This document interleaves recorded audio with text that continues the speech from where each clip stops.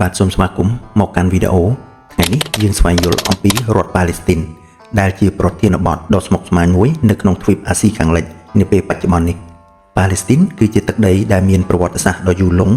និងជាកន្លែងកំណើតនៃសាសនាដ៏សំខាន់ជាច្រើនប៉ុន្តែនៅសតវត្សទី20និងទី21នេះប៉ាឡេស្ទីនបានក្លាយទៅជាចំណុចក្តៅគគុកនៃទំនាស់ទឹកដីដ៏ស្មុគស្មាញមួយដែលប៉ះពាល់ដល់ប្រជាជនរាប់លាននាក់និងទាក់ទងនឹងសន្តិភាពនៅតំបន់នេះទី1ប្រវត្តិសាស្ត្រប៉ាឡេស្ទីនមានប្រវត្តិសាស្ត្រជាង3000ឆ្នាំនៅក្នុងសម័យបុរាណទឹកដីនេះត្រូវបានគ្រប់គ្រងដោយអរិយធម៌ផ្សេងៗដូចជាកាណានីនអេស៊ីបបាប៊ីឡូននិងចក្រភពរ៉ូម៉ាំងប៉ាឡេស្ទីនក៏ជាកន្លែងកំណើតនៃសាសនាជនជាតិហេប្រឺនិងជាទីកន្លែងដ៏ពិសិដ្ឋសម្រាប់សាសនាយូដាអ៊ីស្លាមសម័យអ៊ីស្លាមចាប់ពីសតវត្សទី7ប៉ាឡេស្ទីនស្ថិតនៅក្រោមការគ្រប់គ្រងរបស់អ៊ីស្លាមក្រុងយេរូសាឡឹមបានក្លាយទៅជាកន្លែងដ៏ពិសិដ្ឋទី3សំខាន់បំផុតរបស់មូស្លីមប្រជាជនអារ៉ាប់បានរស់នៅទីនេះជាច្រើនសតវត្សដោយកសាងនៅសហគមន៍វប្បធម៌និងអត្តសញ្ញាណប៉ាឡេស្ទីនសម័យអធិរាជអូតូម៉ង់ពីសតវត្សទី16ដល់សតវត្សទី20ប៉ាឡេស្ទីនស្ថិតនៅក្រោមការគ្រប់គ្រងរបស់អំណាចអូតូម៉ង់ប្រជាជនភាគច្រើនជាអារ៉ាប់មូស្លីមមានជនជាតិអារ៉ាប់គ្រីស្ទនិងក្រុមភាគតិចជាជនជាតិយូដានៅសម័យអាណានិគមបន្ទាប់ពីសង្គ្រាមលោកលើកទី1អង់គ្លេសបានគ្រប់គ្រងប៉ាឡេស្ទីនតាមរយៈការផ្ដល់អាណត្តិពីសហព័ន្ធជាតិនៅក្នុងកំឡុងពេលនេះមានចលនាសាយូនីសដែលព្យាយាមបង្កើតនៅបូរណភាពទឹកដីសម្រាប់ជនជាតិយូដាបានធ្វើឲ្យជនជាតិយូដាជាច្រើនចំណាក់ស្រុកចូលប៉ាឡេស្ទីនទី2សភាពការនយោបាយបច្ចុប្បន្នទឹកដីប៉ាឡេស្ទីនបែងចែកជាពីរតំបន់គឺហ្គាសាគឺជាតំបន់ដីខ្សាច់តូចមួយស្ថិតនៅក្បែរសមុទ្រមេឌីទែរ៉ាណេ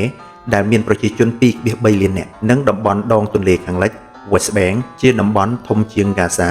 មានប្រជាជន3លាននាក់ការគ្រប់គ្រងបច្ចុប្បន្នហ្គាសាគ្រប់គ្រងដោយបណ្ដាញហាម៉ាស់ដងទន្លេខាងលិចឬ West Bank គ្រប់គ្រងដោយអាជ្ញាធរជាតិប៉ាឡេស្ទីនដែលមានសរកាត់ PA ក្រោមការដឹកនាំរបស់Fatah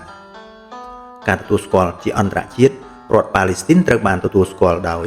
អង្គការសហប្រជាជាតិនៅក្នុងឆ្នាំ2012ជាសមាជិកអង្គការអង្កេតនិងប្រទេសជាង130នៅជុំវិញពិភពលោកប៉ុន្តែមិនទាន់ទទួលស្គាល់ពីសហរដ្ឋអាមេរិកអ៊ីស្រាអែលនិងប្រទេសមួយចំនួនទៀតប្រជាជនប៉ាឡេស្ទីនបានប្រឈមមុខនឹងបញ្ហាជាច្រើនដូចជាការបិទគប់ព្រំដែនដោយអ៊ីស្រាអែលការកំណត់ការធ្វើដំណើរស្ថានភាពសេដ្ឋកិច្ចលំបាកការខ្វះខាតសេវាកម្មសាធារណៈនិងហេដ្ឋារចនាសម្ព័ន្ធជាដើម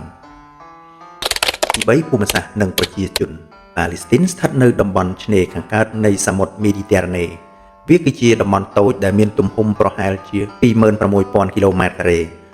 អាកាសធាតុមេឌីទែរ៉ាណេដែលមានរដូវក្តៅស្ងួតនិងរដូវត្រជាក់នៅរដូវស្លឹកឈើជ្រុះនិងរងាមានភ្លៀងឬសំណើមច្រើនភាគច្រើនជាទីវាលដែលស័ក្តិសមសម្រាប់កសិកម្មមានចំនួនប្រជាជនប្រហែល 5.5 លាននាក់នៅប៉ាឡេស្ទីនហ្គាសា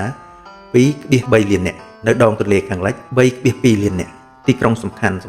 មានហ្គាសាជាទីក្រុងធំជាងគេនៅតំបន់ហ្គាសានិងជាគណៈរដ្ឋាភិបាលរបស់ហាម៉ាស់រ៉ាម៉ាឡាជាទីតាំងការិយាល័យរដ្ឋាភិបាលនៃអាជ្ញាធរប៉ាឡេស្ទីនប៊េស្លាហេមគឺជាទីក្រុងប្រវត្តិសាស្ត្រដ៏សំខាន់នៃសាសនាគ្រីស្ទនិងជាទីកន្លែងកំណើតរបស់ព្រះយេស៊ូវការអប់រំនិងកម្រិតនៃចំណេះដឹងប្រជាជនប៉ាឡេស្ទីនមានកម្រិតអក្សរសាស្ត្រខ្ពស់ 97% និងផ្ដោតទៅលើការអប់រំមានសាកលវិទ្យាល័យជាច្រើនរួមទាំងសាកលវិទ្យាល័យ Berset និង An-Najah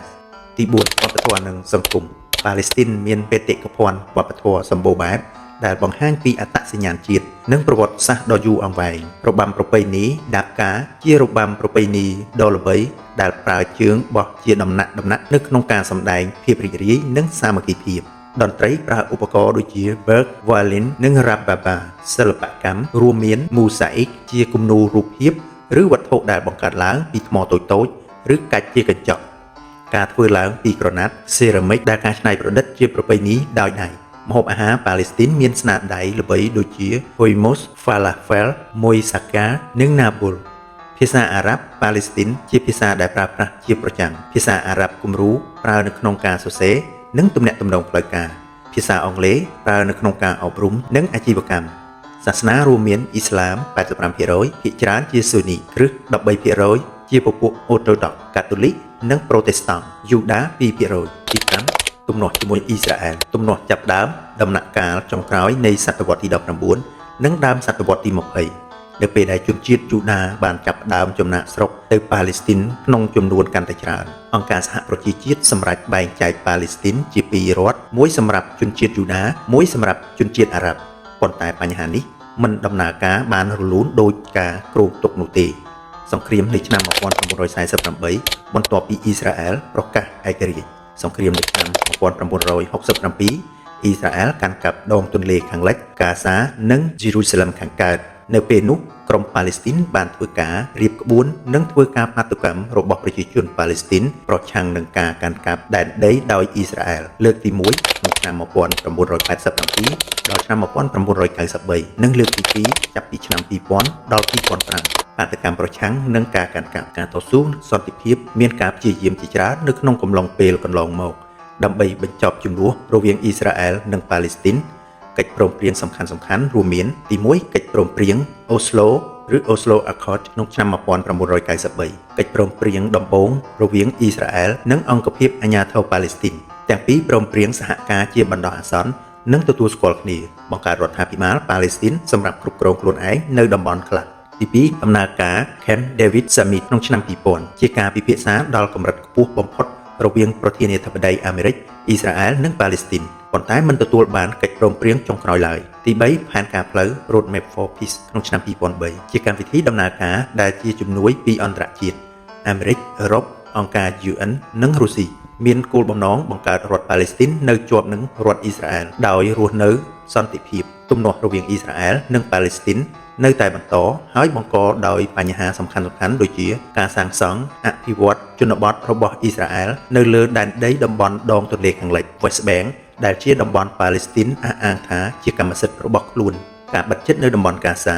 ដែលបណ្ដាលឲ្យមានការខ្វះអាហារអគ្គិសនីនិងថ្នាំពេទ្យការប្រយុទ្ធឬការប៉ះទង្គិចដោយអាវុធតូចធំនិងការបាញ់រ៉ុកែតដែលកើតឡើងជារឿយៗរវាងក្រុមប្រឆាំងនៅកាហ្សានិងកងទ័ពអ៊ីស្រាអែល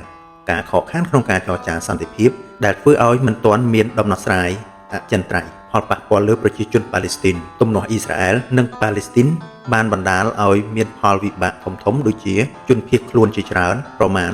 7.2 លាននាក់ត្រូវបានបង្ខំឲ្យជម្លៀសពីផ្ទះសម្បែងរបស់ខ្លួនទាំងនៅក្នុងប្រទេសនិងក្រៅប្រទេសអ្នករងរបួសនិងស្លាប់មានរបួសនិងស្លាប់រាប់ម៉ឺននាក់ការប៉ះទង្គិចយុទ្ធនាការនិងការប្រយុទ្ធការបំផ្លាញហេដ្ឋារចនាសម្ព័ន្ធសាលារៀនមន្ទីរពេទ្យផ្លូវនិងបង្គោលអគ្គិសនីត្រូវបានបំផ្លាញយ៉ាងធ្ងន់ធ្ងរចំណាកស្រុក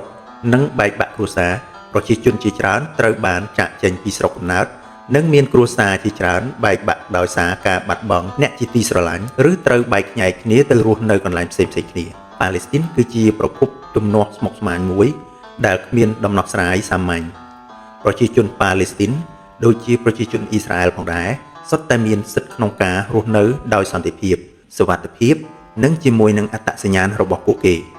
ការយល់ដឹងពីប្រវត្តិសាស្ត្រវប្បធម៌និងសន្ទុះនៃប្រជាជនប៉ាឡេស្ទីនជាជំហាននៅក្នុងការស្វែងយល់ពីទំនាស់នេះនិងអ្វីដែលពួកគេកំពុងតែតស៊ូស្វែងរកយើងមានសង្ឃឹមថាសន្តិភាពនិងយុត្តិធម៌នឹងទទួលបានជោគជ័យនៅថ្ងៃណាមួយអរគុណសម្រាប់ការទស្សនានិងការចាប់អារម្មណ៍ក្នុងការស្វែងយល់អំពីវីដេអូនិយាយអំពីរដ្ឋប៉ាឡេស្ទីនជួបគ្នានៅវីដេអូក្រោយឆាប់ៗ